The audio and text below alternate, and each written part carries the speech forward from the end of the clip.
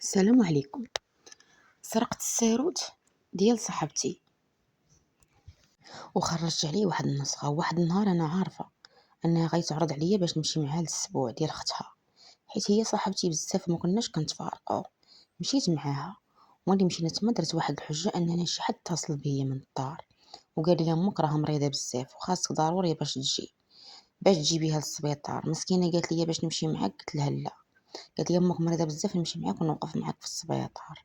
قلت لها لا لا غير خليك انتي، انا غادي نمشي ونديها للطبيب ونشوف شنو عندها وتما نطمئن عليك ونرجع عندك.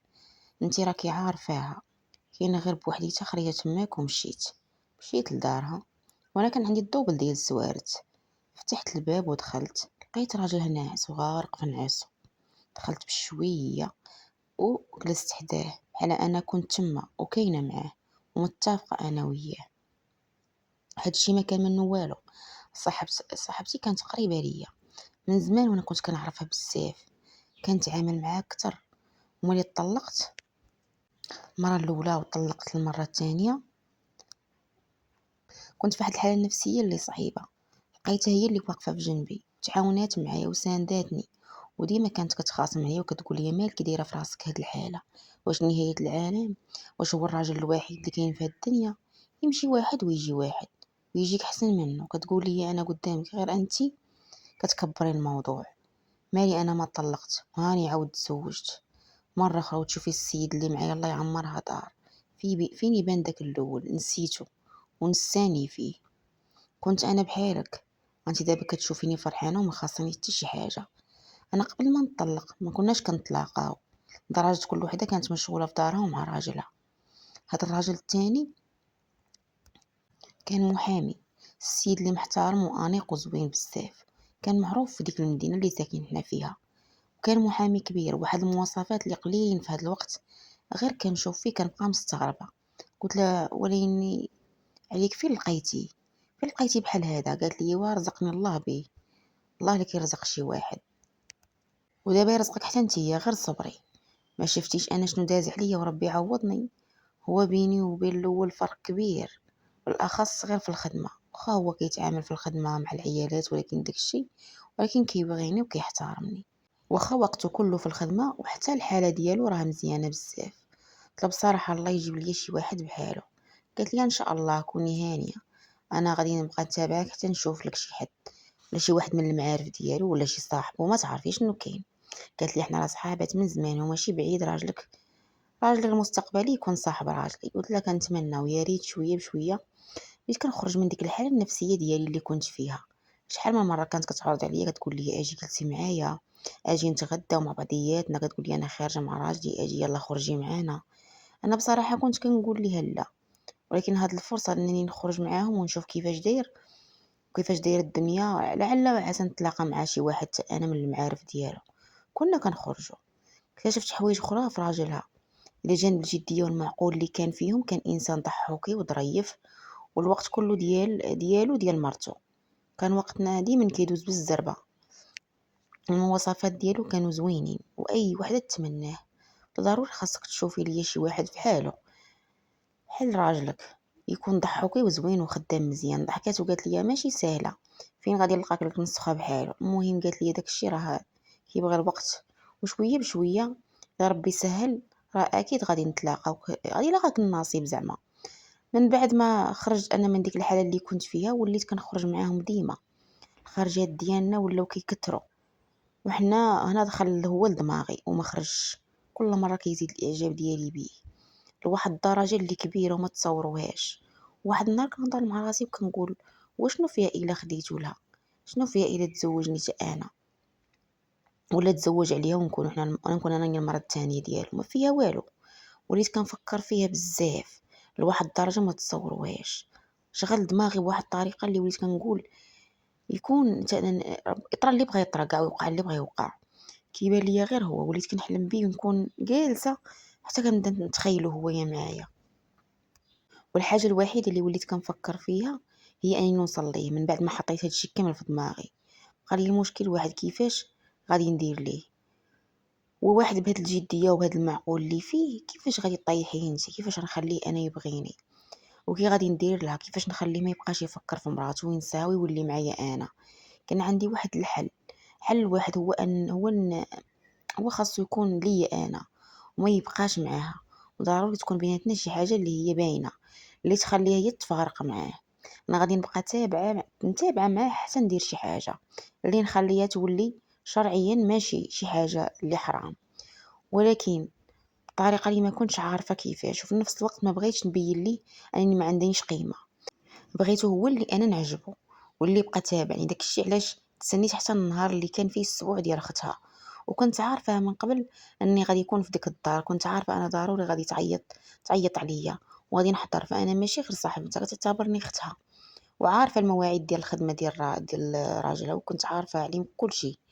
بكثره الاختلاط معاهم انا كنعرف اي حاجه عليها، وكانت كتعاود ليا بزاف. زائد انني كنت كنخرج معاهم انا من قبل، كنت سرقت ليها الساروت ودايره عليه واحد النسخه وعندي في الدار. فاش مشيت معاها درت براسي راه جاني تليفون وكنت نهضر مع ان امي مريضه وخاصني نرجع نديها للطبيب. قلت لي ياك لاباس؟ لا شنو طاري وشنو طاري؟ قال لي خلينا نمشي معاك. قلت لها بلاش، غير خليك انت، انا غادي نمشي نشوف شنو كاين ونرجع عندك. خرجت خديت الطاكسي مشيت لدارها نيشان، فتحت الباب دخلت. الراجل كان ناعس وغرق في النعاس. انا كنت عارفه المواعيد ديالهم نتا اش كيديروا مع بعضياتهم، اش كيوقع العشره ديالهم، واش كيديروا. كلشي كلشي كتقولوا لي بالتفاصيل. انا كنت داخله معوله وعارفه شنو غادي ندير. جيت حدا على اساس انها مراته.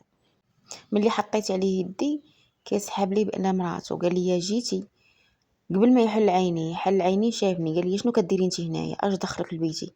السيد بدا كيعيط على مراته، كيحسب لي باللي راها كاينه في الدار وجات معايا. بقى كيعيط ليها بسميتها. قلت له هي راه ما كايناش، راه خليتها تما وجيت غير انا بوحدي. جيت بوحدي باش نبقى معاك. قال لي تبقاي معايا وتتقعدي من بيتي؟ واش هادشي انت اللي لابساه؟ لبسي حوايجك بعدا وخرجي عليا من هنايا. ما خلى ما قال فيا، ما خلاش شي كلمه ما سمعش ليا داك النهار. وداك السبال اللي كنت كنسمع منه كنت مستغربه عليه انا يخرج هذا الشخص بالذات، لاني كنت كنشوفه فيه داك الاحترام والبريستيج. لقيت انه كلشي داير لي حساب. لقيت واحد اخر قدامي، قلت بلي غادي يشوفني بداك المنظر غادي نعجبو، غتوقع شي حاجه بيناتنا. ولكن كنسمع منه غير السبان. انا في نفس الوقت زاد عجبني حيت ما خانش مرته، واخا هو في واحد الموقف اللي ممكن واحد اخر يدير اي حاجه ومن بعد يبررها بان الشيطان وبحال هاد الهضره بحال هادي. ولكن حتى شي حاجه ما طرات. شبع فيا سبان وبهدلني وما خلاش فيا. صافي ولا عندي واحد الخليط من المشاعر ما عرفتش شنو، ما كنتش فاهمه. بقى فيا الحال على داكشي اللي دار فيا، وفي نفس الوقت عجبني اكثر. ما لقيت واحد الانسان اللي هو وفي لمراته. قال لي خرجي في حالك لبرا. خرجني وانا غير كنشوف كنقول مع راسي انا شنو درت؟ دابا عيط لي، دابا عيط السيد لمراته وفضحني، هز لي حوايجي ورماهم لي على وجهي وخرجني من الباب. مشيت للدار وانا مقلقه بزاف، وديك الاهانه وداك الذل اللي تعرضت ليهم بقى فيا الحال. كنقول اشنو غادي ندير؟ الخطه فشلت. ولقيت صاحبتي كتصل بيا قالت لي كي بقات ماماك؟ قلت لها مازال مريضه. قالت لي صافي انا غادي نجي لعندك. قلت لها لا لا غير خليك حتى دوزي الاسبوع ديالك على خاطرك. وانا قررت اني ننتقم منه على داك الشيء اللي دار فيا، حيت انا ما غاديش نخليها فيه. حتى عرفت انا ما غاديش نقدر نوصل لداك الشيء اللي دار فيا. مستحيل انه يبقى يطيح تحت من يدي. السيد عنده اخلاق كبيره بزاف وملتزم ووافي لواحد الدرجه اكثر من القياس لمرته، فاكيد ما غاديش نقدر ندير معاه شي حاجه. وعمري غادي نطيحو بين يديا بهذا الاسلوب اللي استخدمته معاه، ما غاديش ينفع. بديت كنلاحظ فيها انها بدات كتجنبني شويه بشويه، وانا هو وليت كارهاه وباغي ننتقم منه. كنفكر كيفاش غادي ننتقم منه. جات في بالي حتى شي حاجه والو، الا انني نمشي عند شي مشعوذ ويدير لهم شي حاجه. انا في الاول غير ديك الغيره اللي كانت فيا فما كنتش حاملاها كاع بمره، وكنت باغا ننتقم منهم 100%. ولا ندير لهم شي حاجه اللي تضرهم. مشيت عند واحد المشعوذ خدم لي داكشي اللي خدم. رجعت في حالي وانا فرحانه وكنتسنى الاخبار ديالهم وكنحاول نعرف شنو الجديد ديالهم وشنو غادي يوقع. دازت 3 شهور ولا 4 شهور. مشيت غير حدا الدار ديالهم وكنحاول انني اصلا ما نبعدش، حيت وليت كنخاف منه وكنخاف انني ندير شي فضيحه ولا شي حاجه. شفت السيد نازل من دارو بواحد الشكل اللي هو مبهدل وضعاف بزاف، وانا كنت ديك الوقت بلوكيت نوامر لا ديالو ولا ديال مرته.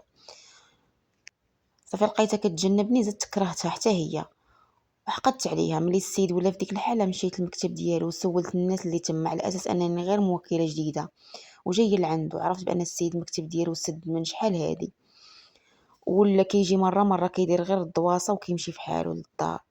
تأذى في صحته وتأذى حتى في الخدمه ديالو. كنسمع على ان داك الشيء كيأذي، لكن ما كنتش متيقاه 100%. والشيء اللي خلاني انني ندير هذاك العجب هو انني لقيت راسي خسرت عليه فلوس كثيره. ملي شفت السيد في ديك الحاله سولت عليه في المكتب ديالو لقيته ما بقاش كيجي. بصراحه ندمت بزاف وقلت ضروري نرجع عند داك المشعوذ اللي فك ليا هادشي كامل اللي دار لي. ملي رجعت وسولت عليه لقيته توفى، الله يرحمه. علم الله شنو مازال غادي يقدر يوقع ليهم. داك العجب اللي دار ليهم ما عرفتوش فين دفنوا. عمر جات على بالي اني ممكن هادشي كامل يوقع بسببي. انا ندمت بزاف، ولكن ما عرفتش اشنو ندير. ما عرفتش كيفاش نحل هاد الشيء. خوتي خواتاتي، كانت هاد القصه ديالنا اليوم. ما تنساوش تخليو لصاحبة القصه الاراء ديالكم والتعاليق ديالكم.